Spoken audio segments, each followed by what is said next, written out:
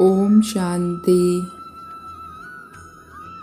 अविनाशी बाप शिव बाबा की 12 जून 2022 रिवाइज डेट है 3 अप्रैल 1991 की अव्यक्त मुरली से होमवर्क। आज बाबा ने कहा कि अभी फाइनल समाप्ति का बिगुल नहीं बजा है, इसलिए उड़ते चलो और औरों को भी उड़ाते चलो। उड़ते रहने की और औरों को भी उड़ाते रहने की विधि बाबा ने बताई कि व्यर्थ को बचाओ,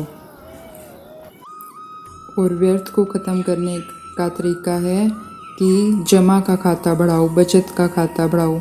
हमें किस किस खाते का बाबा ने जिक्र किया, हमारे पास कौन कौन से खजाने हैं जो हमें बढ़ाने हैं।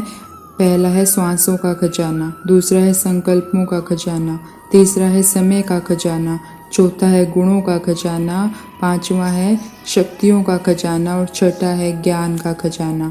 बाबा कहते 63 जन्म तुमने इसे गवाया है और अब इन्हें जमा करना है। और जमा करने की विधि बाबा ने क्या बताई, जितना इन खजानों को हम स्वयं प्रति और औरों के प्रति कार्य में लगाएंगे उतना जमा होता जाएगा।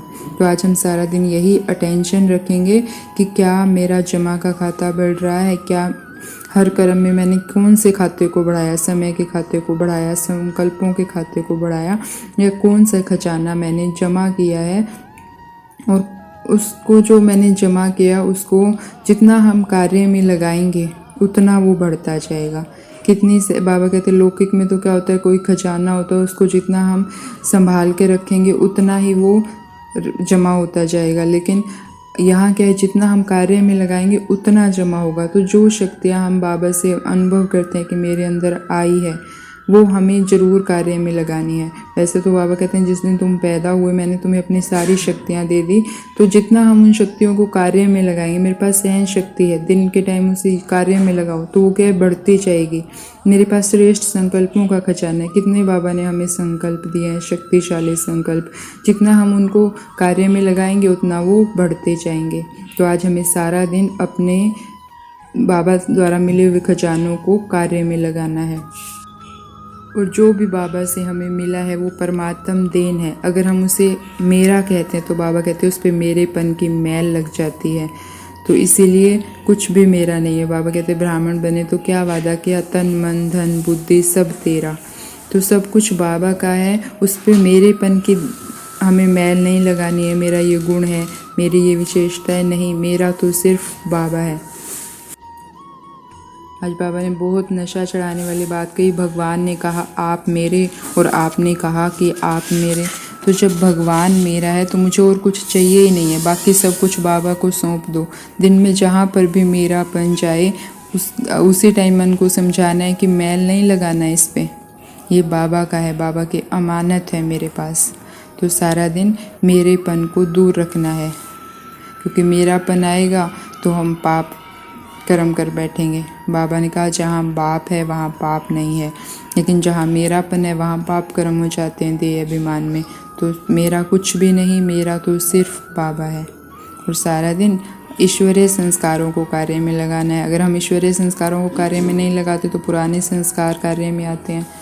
तो इसीलिए बाबा ने कहा मनसा से सफल करो, वाणी से सफल करो, संबंध संपर्क से सफल करो, कर्म से सफल करो, अपने श्रेष्ठ संकल्प संग से सफल करो, अपने अति शक्तिशाली वृत्ति से सफल करो।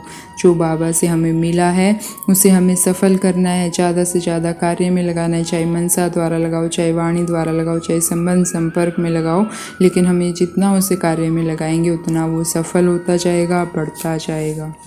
और आज बाबा ने उन बच्चों के लिए जिन्होंने साकार मिलन कभी नहीं मनाया, गुलजार दादी के रथ से भी जो मिलन नहीं मना पाए, उनके लिए बाबा ने बहुत अच्छी बात बोली। बाबा ने कहा कि इसका मतलब यह नहीं है कि साकार मिलन के बिना अव्यक्त मिलन नहीं मना सकते।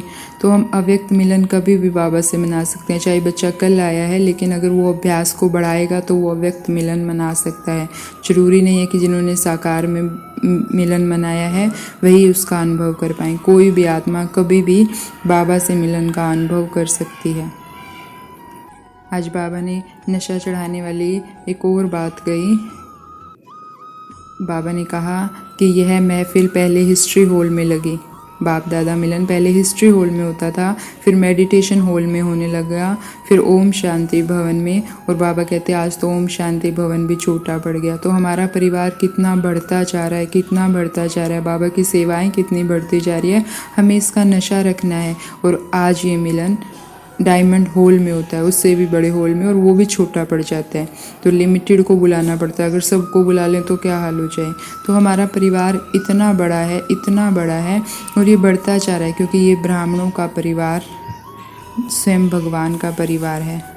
आज बाबा ने हमें दर्शनीय मूर्त भव का वरदान भी दिया। दर्शनीय मूर्त कब बनेंगे? जब हम हर कर्म से दुआएं कमाएंगे। और हर कर्म से दुआएं कब मिलेंगी?